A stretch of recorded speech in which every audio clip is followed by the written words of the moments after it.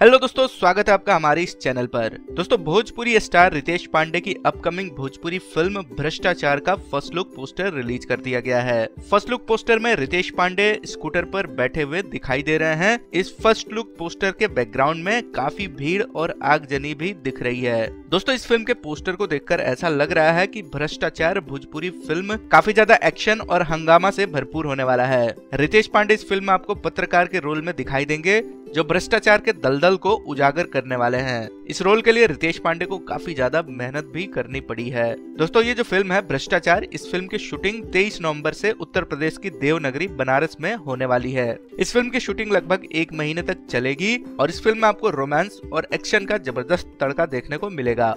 दोस्तों, भोजपुरी के इस धमाकेदार फिल्म को संजय गुप्ता प्रोड्यूस कर रहे हैं। एच.एस. पवन इस फिल्म को डायरेक्ट कर रहे हैं और इस फिल्म में रितेश पांडे के अलावा और भी कई बड़े कलाकार आपको दिखेंगे। इस पोस्टर में स्टार कास्ट के बारे में कुछ खास जानकारी नहीं दी गई है। इस फिल्म के बारे में और जानकारी मिलेगी तो हम इसी चैनल पर शेयर करेंगे। इसके लिए आप इस चैनल को जरूर सब्सक्राइब करें। हम फिर मिलेंगे एक नए वीडियो में, तब तक के लिए बाय बाय।